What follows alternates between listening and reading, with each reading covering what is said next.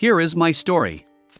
One wise man once said that you shouldn't try to understand women, you should just love them. But how can you love them when money has become the top priority in their lives? According to statistics, cheating has become more common among women than men. Moreover, they don't consider it anything extraordinary when caught. Cheating women try to blame it on the man, her husband, claiming that both partners are always to blame for problems in a relationship, even cheating. I met my future wife Amber by chance. I was visiting a friend from college and we were supposed to work on a project together.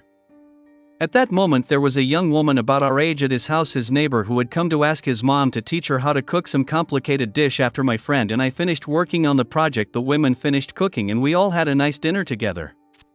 That's how I met my future wife Amber. I was 20 years old at the time, she was 21.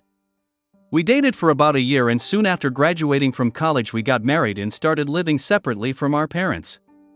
My parents gifted us my grandmother's apartment after she passed away a month after our wedding. It was tough in the beginning since after the wedding we were both looking for good jobs and had practically no money, but we somehow managed. I got a well-paid job that matched my skills and requirements. My wife also started earning good money at her company. When we felt more stable in our married life, we started thinking about having kids. Amber dreamed of having a son and a daughter, but she was afraid that she wouldn't be able to have healthy children because of some health issues, so we started carefully preparing for pregnancy, attending various courses, seeing different doctors and getting tests done regularly. But right at the moment when, according to doctors and test results, we were both ready, Amber unexpectedly changed her mind about having kids. She explained that we were too young and that we still had time, so it was better not to rush and focus on other goals instead, like improving our living conditions and changing the apartment to a bigger, preferably 3-bedroom one, so there would be enough space for everyone. I agreed with her reasoning. I was just a little surprised that she had changed her mind so suddenly. Soon after that, a series of strange little things happened that raised my suspicions. I noticed that my wife started spending a lot of time on social media. Moreover, she did it on her work laptop, which she password protected, along with her phone, even though I never used them. Some miscommunications started happening. Secrets appeared. It didn't affect our everyday life at all, but it greatly impacted our sex life. My wife often came home late, tired, sometimes didn't go to bed at all, and worked on her top. I didn't like it at all. I decided to talk to her about it openly, but instead of a conversation I got a scandal with accusations that I don't respect her dedication to work. Honestly, I still didn't understand why she had started a fight. The truth came out later and had nothing to do with work. Usually I didn't come home for lunch, but this time I decided to leave work early and agreed to it with my boss.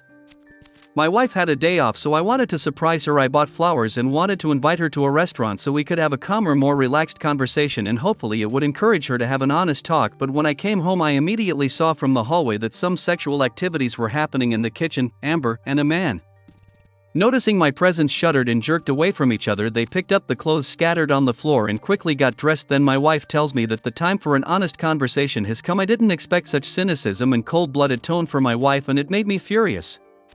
I threw the book at her and started yelling at her to get out of the apartment with her lover.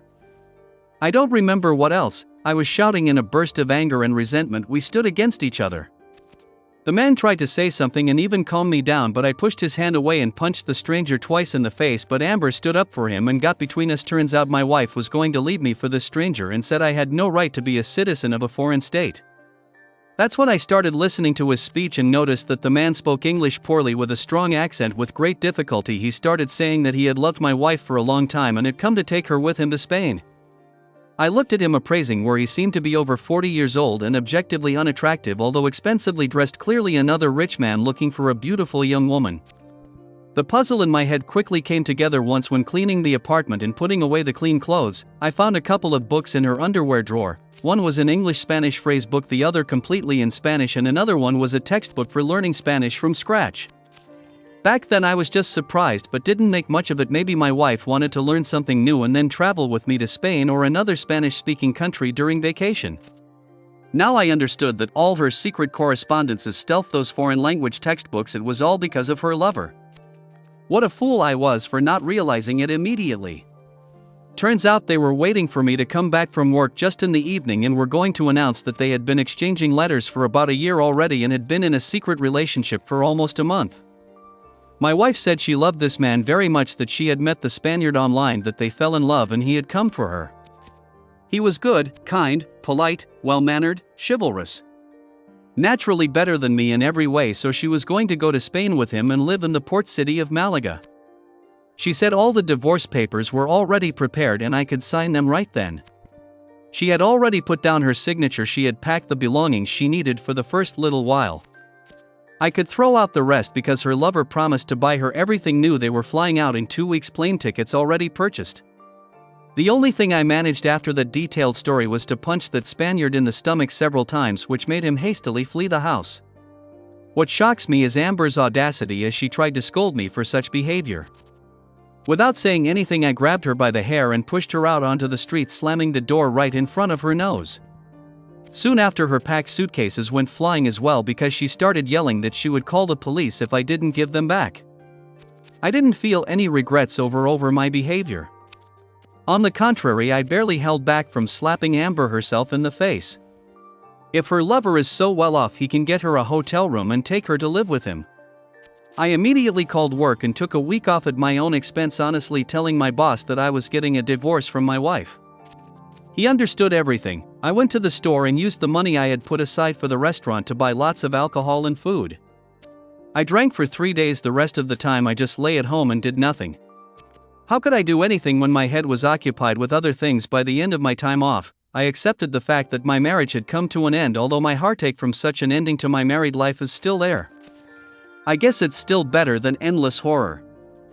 I didn't expect such deceit and betrayal from her. My story should have ended there, but as they say, not everything is so fast and simple in life. 3 weeks passed since the moment I kicked out my wife and her lover. I came home from work, quickly ate dinner and collapsed on the couch with a beer bottle, hoping to watch some TV. Then the doorbell rang. I opened the door. My wife was standing on the threshold of my house. She immediately said that we needed to talk very seriously. Well, come on, I say, we can talk if we need to. How I gloated, I can't put it into words for you. Turns out this Spaniard had his sights set on not just my wife in America. Aside from her, he had 7 other women. Naturally, he chose only one, and it wasn't my wife at all. He flew off to Spain on those same plane tickets with a 19-year-old girl while he robbed Amber, taking all her money savings and expensive jewelry. My wife returned to her mom's and lived with her for a whole week. While she lived there, she thought about me all week and remembered our life together. She realized how much she had lost when she left me and that she simply couldn't live without me. She confessed with fake tears in her eyes that she had made a huge mistake, that she actually loved only me, that she deeply regretted her behavior and asked me to forgive her.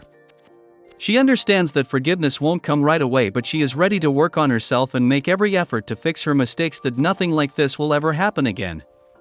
She wants to have kids with me and agrees to all the conditions.